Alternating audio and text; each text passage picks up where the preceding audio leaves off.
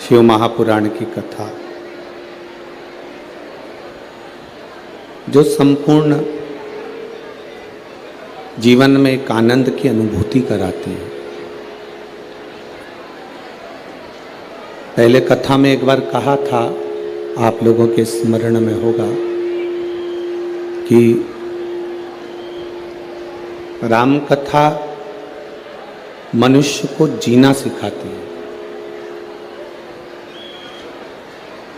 हमें जिंदगी कैसे जीना है, हमें जीवन कैसा जीना है, ये राम कथा सिखाती है। भागवत कथा हमारी मृत्यु कैसे हो, हमारा अंतिम का क्षण, हमारा आखिरी का क्षण कैसा हो, ये श्रीमद् भागवत कथा सिखाती है। और शिव महापुराण की कथा हम अपने जीवन को जीते जी,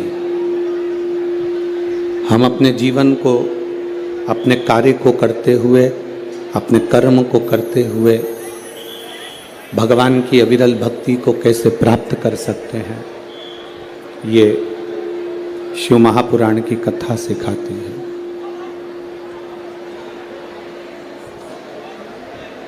कथा के पंडाल में पहुंच जाना एक अलग विषय है। कथा के पंडाल में पहुंच गए एक अलग विषय, पर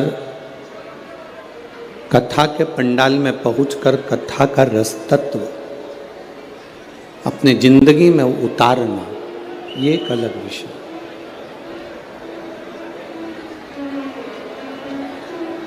अगर आमदार श्री मोहन गोपालराव जी मते और उनकी मित्र मंडली अगर ये कथा करवा रही है, तो उस कथा में से हम अपनी जिंदगी में शंकर की भक्ति को ऐसे प्राप्त कर लें, शिव की भक्ति को अपने जीवन में ऐसे उतार लें कि ऐसा लगे कि शिव हमारा है और हम शंकर के हैं, इसके सिवाय कुछ समझ नहीं। महाराज शिव महापुराण की कथा कहती है, शिव का दर और शिव का घर जाते रहना चाहिए।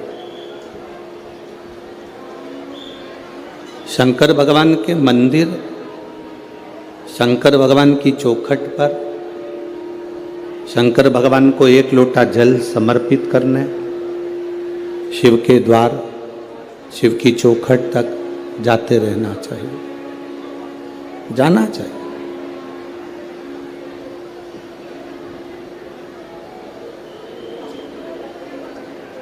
सारे घर द्वार जब छूट जाते हैं,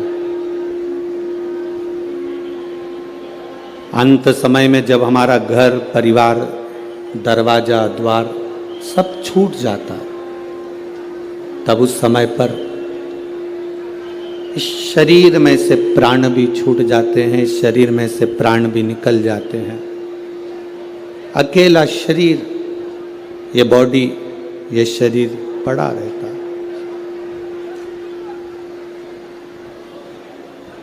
फिर इस शरीर को शंकर के दरवाजे तक लोग लेकर जाते हैं, शिव के द्वार तक लेकर जाते हैं।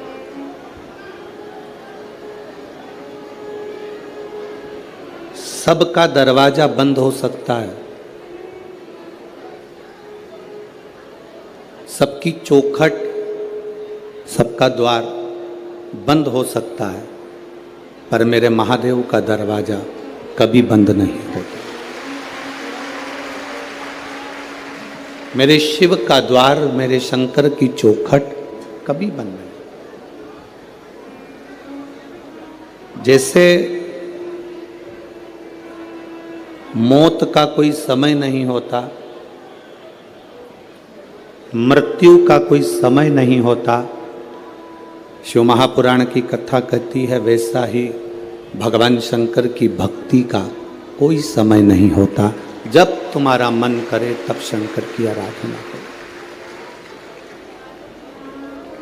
तेरी कृपा बिना न हिले एक भी अणु, लेते हैं स्वस्थ तेरी कृपा से तनो तनो। हे गंगाधार मुक्ति द्वार ओंकार तू, भोले ओंकार तू।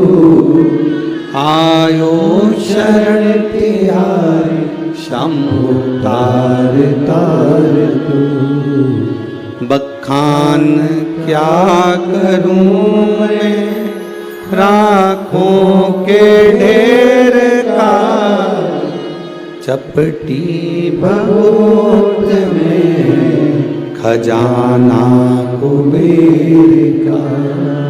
शिव कथा कहती है सबके दरवाजे, सबके द्वार बंद हो सकते हैं, सबकी चौखट बंद हो सकती है, सबका द्वार बंद हो सकता है, पर मेरे महादेव का दरवाज़ा कभी बंद नहीं होता। मेरे शंकर की चौखट कभी बंद नहीं होती, मेरे शिव का द्वार कभी बंद नहीं होता। बैकुंठ में दरवाजा है, ब्रह्मलोक में दरवाजा है, इंद्रलोक में दरवाजा है, पितृलोक में दरवाजा है। पर कभी किसी ने सुना कि कैलाश पर दरवाजा है? कैलाश पर दरवाजा है क्या? नहीं। कठिन, शंकर के दरवाजा नहीं, कैलाश पर कोई द्वार नहीं है, कैलाश पर कोई दरवाजा नहीं है। किसी ने महाकाल बाबा से पूछा, देवाधिदेव महादेव से पूछा कि बैकुंठ में दरवाजा लगा हुआ है, इंद्रलोक में दरवाजा लगा है, ब्रह्मलोक में दरवाजा लगा है, केवल एक कैलाश ऐसा है जहां पर दरवाजा नहीं लगा है। आप भी अपना दरवाजा क्यों नहीं लगवा लेते? आप भी द्वार क्यों नहीं लगवा लेते? भगवान शंकर ने कहा माता और पिता एक ऐसे होते हैं जो कभी भी दरवाजा लगाकर नहीं सोते हैं। बुजुर्ग माता पिता अपना दरवाजा खोल कर सोते हैं कि कौन से बेटे को, कौन सी बहू को, कौन से पोते को, कौन सी बेटी को, किसको हमारी कब जरूरत पड़ जाए तो हमारा दरवाजा खुला के खुला रहे। ये द्वार बंद ना किया जाए। माता पिता का जैसे कमरा, माता पिता का घर, माता पिता का द्वार बंद नहीं होता। बेटा कैसा भी है, पिता उसको गले से लगाता ही, वो पिता है। एक पिता के दो पुत्र हैं। एक पुत्र ने कहा कि पिताजी मुझे तुम्हारे साथ में नहीं रहना है, मुझे मेरी जायदाद का हिस्सा दे दो। मैं आपके साथ रहना नहीं चाहता, मेरी जायदाद का, मेरी प्रॉपर्टी का हिस्सा दो, मुझे यहां से जाना। पिताजी ने बेटे को समझाया कि जायदाद का हिस्सा लेकर करेगा क्या, बर्बाद हो जाएगा, मत ले हिस्सा। नहीं नहीं, मुझे चाहिए। पिता ने जायदाद का हिस्सा दे दिया। अपनी प्रॉपर्टी के 3 हिस्से करे, एक अपने छोटे बेटे को, एक अपने बड़े बेटे को, एक हिस्सा पिता ने अपने पास में रखा। छोटा बेटा जायदाद का हिस्सा लेकर शहर चले गया।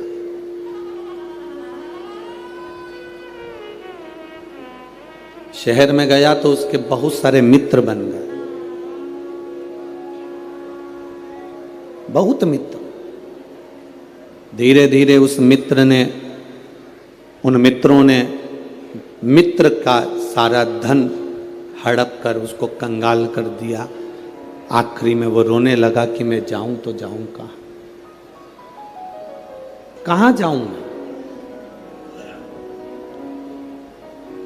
उसने सोचा कि अब तो पिताजी से मैं अपनी प्रॉपर्टी का हिस्सा भी ले आया, पिताजी से मेरी जायदाद का हिस्सा ले आया, अब मैं कहां जाऊंगा। पर उसने सोचा एक बार पिताजी के पास चलते हैं। 8 साल के बाद बेटे को बाप की याद आई, पिता की याद आई, 8 साल के बाद। और बेटे को याद आई, पिता के पास में गया। पिताजी खेत में काम कर रहे थे, फसल लगा रहे थे। बेटे ने देखा पिताजी फसल लगा रहे हैं, पिता की दृष्टि बेटे पर पड़ गई। पिता दोनों हाथ फैला लिया, बेटा आकर अपने पिता के गले से लग गया। बेटे ने कहा, पिताजी मेरी पूरी प्रॉपर्टी सब समाप्त हो गई, मेरा धन पूरा चले गया, आप मुझे चिल्लाएंगे नहीं। पिता कहते हैं, धन चले गया कोई बात नहीं, प्रॉपर्टी चली गई कोई बात नहीं, पर मेरा बेटा मेरे पास आ गया, इससे बढ़कर कोई धन नहीं, इससे बड़ा कोई सुकून नहीं जिंदगी का। मेरे भगवान देवाधिदेव महादेव का जो दरवाजा है एक पिता का दरवाजा है, मेरे शंकर का द्वार एक पिता का द्वार है।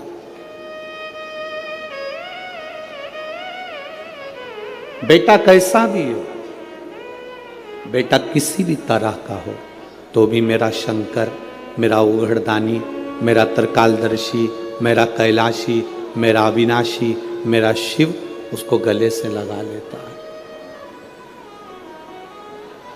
अपने बेटे को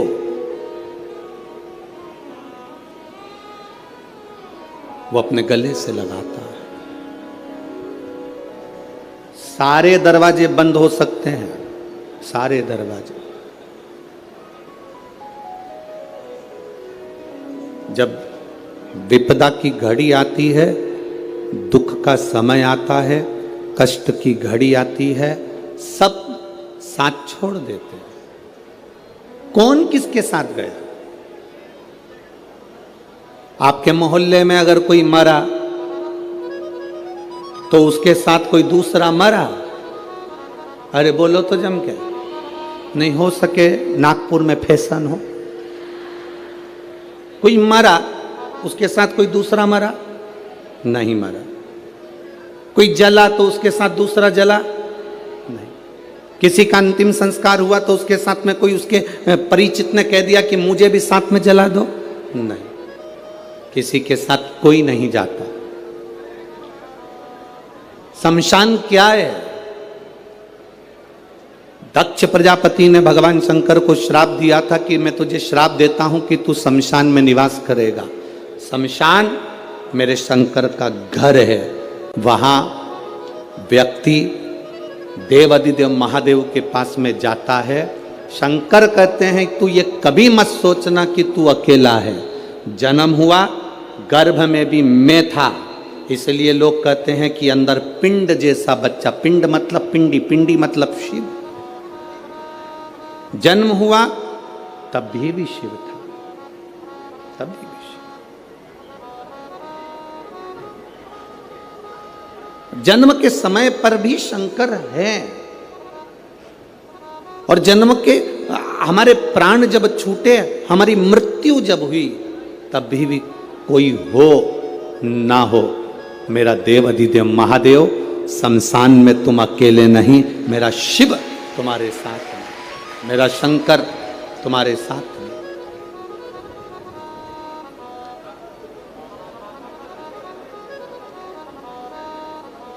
संसार में दो चीजें दो लोगों से नहीं पूछी जाती है। पूरे संसार में दो चीजें दो लोगों से नहीं पूछी जाती है। एक स्त्री से, उसकी आयु नहीं पूछी जाती है। बोलो सही है कि गलत है? संसार में दो चीजें दो लोगों से नहीं पूछी जाती है, एक स्त्री से उसकी आयु नहीं पूछी जाती है और दूसरा पुरुष से उसकी आय नहीं पूछी जाती है। स्त्री से आयु नहीं पूछी, पुरुष से आय नहीं पूछी। क्यों नहीं पूछना चाहिए? क्योंकि स्त्री से आयु इसलिए नहीं पूछते क्योंकि स्त्री अपने लिए कभी नहीं जीती, स्त्री हमेशा दूसरों के लिए जीती है। और पुरुष से उसकी आय नहीं पूछते। क्यों नहीं पूछते? क्योंकि पुरुष अपने लिए नहीं कमाता, हमेशा दूसरों के लिए कमाता है, इसलिए इन दोनों से नहीं पूछा जाता। स्त्री से उसकी आयु नहीं पूछी जाती और पुरुष से उसकी आय नहीं पूछी जाती। आदमी किसके लिए कमा रहा है? सुबह 8 बजे से दुकान पर बैठता है, रात को 10-10 बजे तक दुकान पर बैठता है, दिन भर मेहनत करता है। आप में से कितने लोग हैं जो दिन भर मेहनत करते हैं तो सोने की रोटी खाते होंगे, चांदी का कटोरा पूरा की पूरा खा जाते होंगे?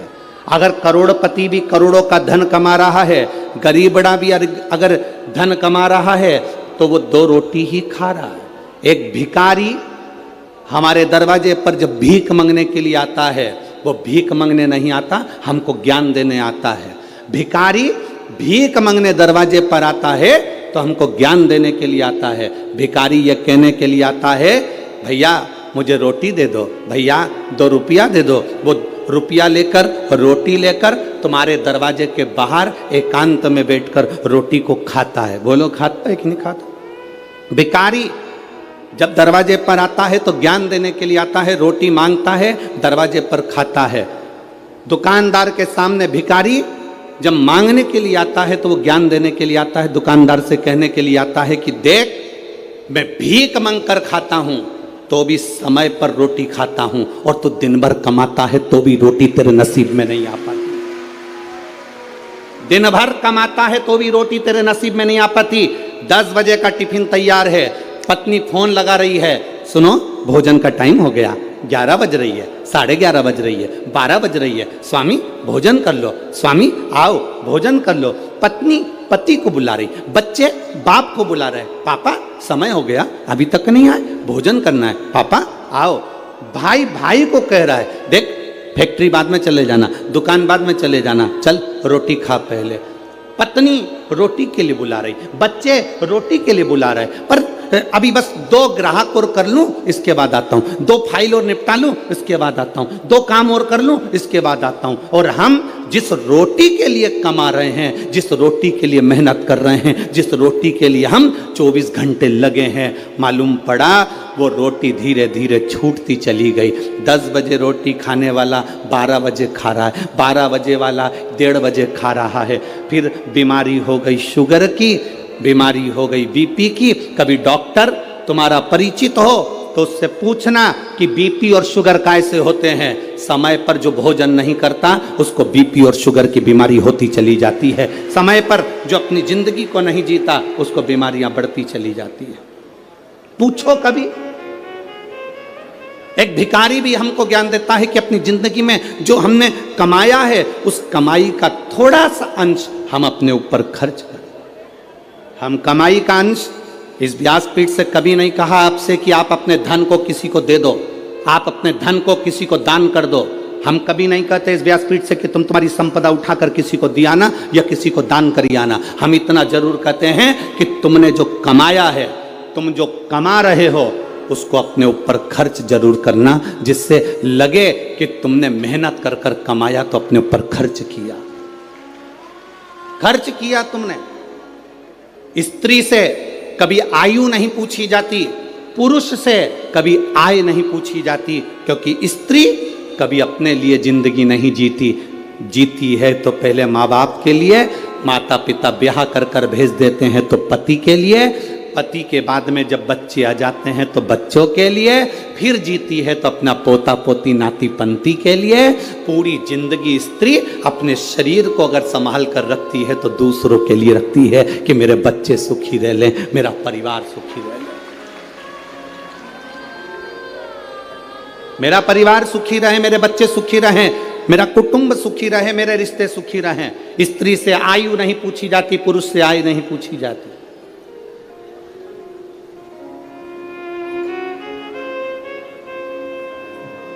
जो दूसरे के लिए जीता है उससे क्या पूछोगे, क्या पूछोगे?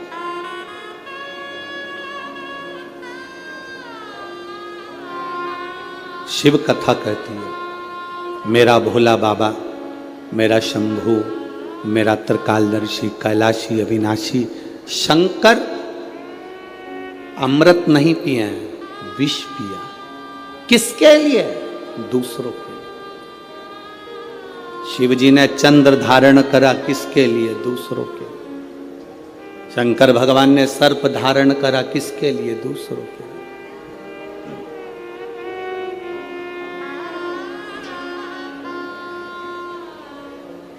सर्वे भवन्तु सुखी।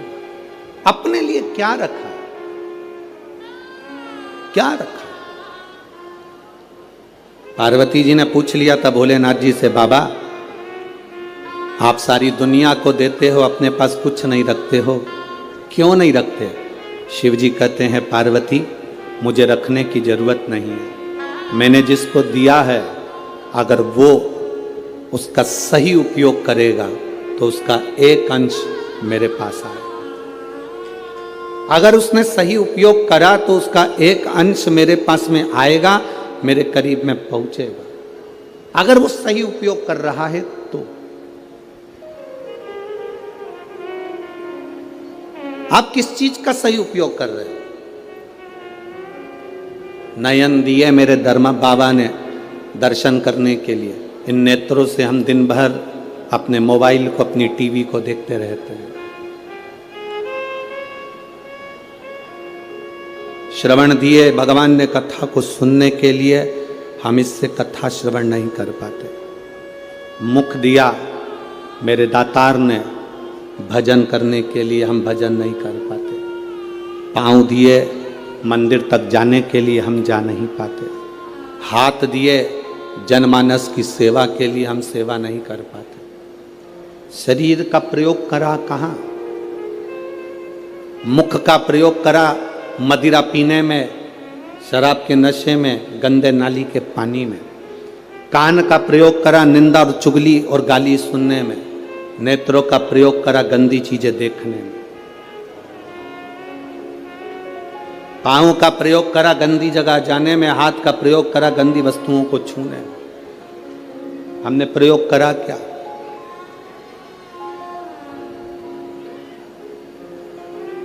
हम ले क्या पाए भगवान शिव से? शंकर के मंदिर जाना, जल का पात्र लेकर जाना, वहां से खाली पात्र लेकर मत आना। आपको पहले भी कथा में कहा, बोला था कि नहीं बोला था? शिव जी पे चढ़े हुए जल को थोड़ा सा झेल कर कलश में डालकर जरूर लेकर आना, उसका आचमन करना, घर में छींटना। शंकर के पास जाना तो कभी खाली वापिस मत आना। शिव कथा कहती है, अगर आप जल चढ़ाने नहीं भी गए, बिना लोटे के, बिना जल के, बिना बेलपत्र के, बिना धतूरे के, बिना शमी पत्र के, बिना चावल के दाने के भी आप शंकर के पास अगर पहुंच गए हो तो शंकर आपको कभी खाली नहीं भेजता, वो झोली भर कर ही भेजता। शिव भक्ति होती ही ऐसी है। शंकर भगवान की अविरल भक्ति का फल ही यही है। शंभु शरणे पड़ी मांगो घड़ी रे,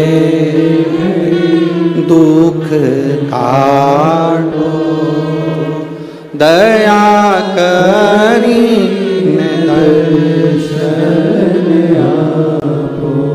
शिव कथा कहती है, भगवान की शरणागति के करीब में जब हम जाएं तो हम भगवान से कुछ मांगे चाहे ना मांगे, वो दिल से देता जरूर है, दिल से देता। आप लोगों से एक बात पूछे क्या? जवाब दोगे? अरे बोलो, तेरे नागपुर वालों, पक्का? ठीक है। तुम्हारी आर्थिक स्थिति ठीक है, तुम्हारी आर्थिक स्थिति ठीक हो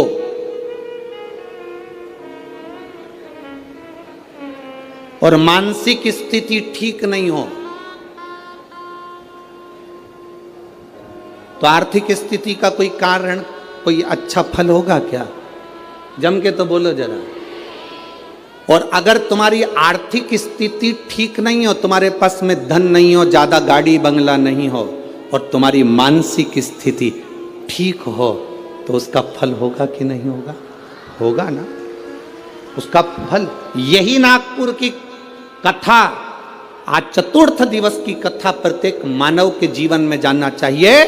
तुम्हारे घर में धन बढ़े चाहे ना बढ़े, पर तुम्हारा मन और तुम्हारी बुद्धि, चित्त तुम्हारा अच्छा होना चाहिए, तो तुम्हारा धन अपने आप बढ़ जाए। आर्थिक स्थिति ठीक हो और मानसिक स्थिति ठीक नहीं हो, तो धन का क्या करोगे? पैसा क्या खाओगे कि डनलप के गद्दे को छाती पे धर के ले जाओगे? क्या करोगे उस धन का? आर्थिक स्थिति से ज्यादा जरूरी है मानसिक स्थिति ठीक होना। मन ठीक नहीं है, दिमाग ठीक नहीं है, बुद्धि ठीक नहीं है, चित्त ठीक नहीं है, तो करोड़ों का धन अलमारी में भरा रहे तो उसका मतलब क्या? क्या मतलब?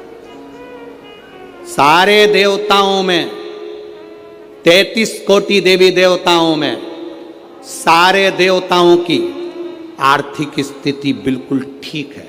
करोड़ों का धन है, संपदा है, सुख है, वैभव है।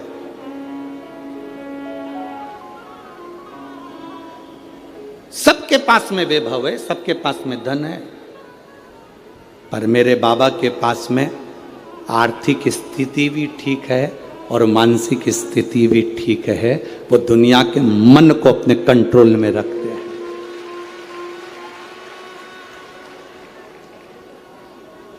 एक बार लक्ष्मी जी ने नारायण से कहा था, प्रभु आपका और हमारा झगड़ा होता रहता है, आपका और हमारा विवाद होता रहता है, आप हमारे पति, हम आपकी धर्म पत्नी हैं और विवाद करते हैं। ब्रह्माणी ब्रह्मा जी से कहती है, आप और हमारा विवाद होता रहता है। धन बढ़ गया, पर घर में सुख भी तो होना चाहिए। शिव भगवान नारायण ने कहा, लक्ष्मी, घर की मानसिक स्थिति ठीक करने का सबसे सुंदर तरीका है, सबसे सुंदर तरीका, लक्ष्मी, शिव की आराधना करो। लक्ष्मी जी ने कहा, मैं शंकर की आराधना? हां। लक्ष्मी जी ने कहा, आप कह रहे हो बिल्कुल सही है। मेरी मां, लक्ष्मी जी की मां का नाम क्या था? भगवान नारायण की सासू का नाम क्या था? ख्याति देवी। क्या नाम था? ख्याति देवी। लक्ष्मी जी की मां, भगवान विष्णु जी की सासू ख्याति देवी। लक्ष्मी जी कहती हैं, मेरी मां ने भी मुझे कहा था कि जब मन श्रेष्ठता में ना जाए, मन विचलित हो, मन में चिंता लगी हो, मन विचलितता में हो, तब शंकर भगवान के पार्थिव शिवलिंग का निर्माण कर कर उसकी आराधना करना। आप रोज प्रतिदिन यहां जितने लोग भी कथा सुन रहे हैं और जितने लोग आस्था चैनल पर, फेसबुक, यूट्यूब पर कथा सुन रहे हैं, बहुत कम लोग होंगे जो रोज शंकर भगवान का पार्थिव शिवलिंग बनाते होंगे और उसकी पूजन करते होंगे। बहुत कम लोग होंगे जो पार्थिव शिवलिंग का निर्माण कर कर उसका पूजन करते होंगे, बहुत कम लोग। अगर हम रोज पार्थिव शिवलिंग का निर्माण नहीं कर सकते, हम रोज भगवान शंकर के शिवलिंग का निर्माण कर कर पूजन नहीं कर सकते, तो कम से कम एक काम हम रोज कर सकते हैं, अपने घर से जल ले जाकर शंकर जी को समर्पित कर सकते हैं, जिससे बाबा हमारे हृदय की दशा को जाने।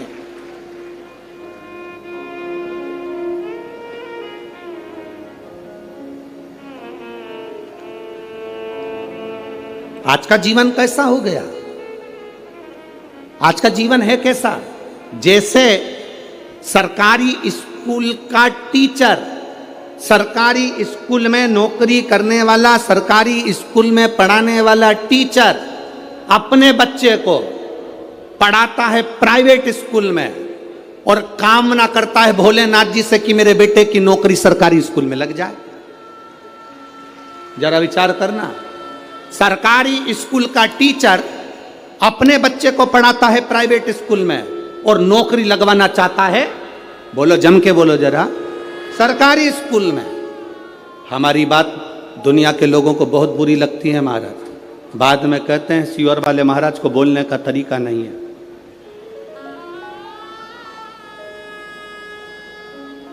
तो तुम जिस दिन तरीके पे आ जाओगे तो हम भी तरीके से बोलना प्रारंभ कर देंगे, उसमें क्या दिक्कत है, उसमें क्या टेंशन। सरकारी स्कूल में पढ़ाने वाला टीचर, सरकारी स्कूल का प्रिंसिपल, सरकारी स्कूल में पढ़ाने वाला टीचर अपने बच्चे को पढ़ाता है प्राइवेट स्कूल में और बेटे की नौकरी लगवाना चाहता है सरकारी स्कूल में। कारण उसको स्कूल की पढ़ाई का अंदाजा है, उसको स्कूल की कमाई का भी अंदाजा है, इसलिए वो नौकरी सरकारी चाहता है। अगर तू अपने बेटे को सरकारी नौकरी चाहता है तो अपने बेटे को सरकारी स्कूल में पढ़ाना भी चाहिए, पढ़ाना भी चाहिए। जब तुम अपने बच्चे को सरकारी स्कूल में पढ़ाओगे तो तुम्हें मालूम पड़ेगा कि हमें किस तरह से बच्चे को पढ़ाना है, हमें कितना ज्ञान देना है, कितनी प्रबलता देना है, कितनी विद्वत्ता देना है। एक साइंटिस्ट पहले अपने साइंटिस्ट बनने वाला पहले धीरे धीरे धीरे धीरे प्रैक्टिकल कर करके तब जाकर साइंटिस्ट बनता है। आप भी जब अपने ऊपर अमल करोगे तब मालूम पड़ेगा कि जिंदगी की दौड़ में हमें कितने आगे निकलना है, कितने पीछे हम जा रहे हैं।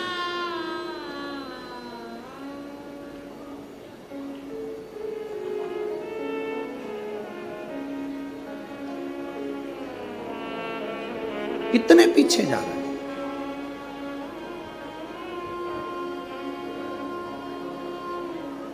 कितना विचित्र संसार हो गया, जरा विचार करिएगा। वो तो अब शिव महापुराण की कथा होती है तो ये लाखों की भीड़ अब जुटने लगी है, अब आने लगी है।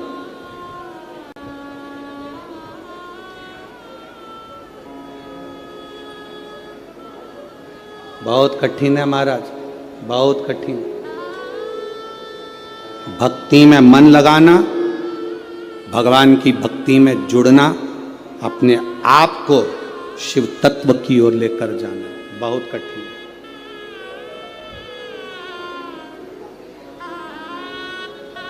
अपने भीतर से शंकर की ओर जाना।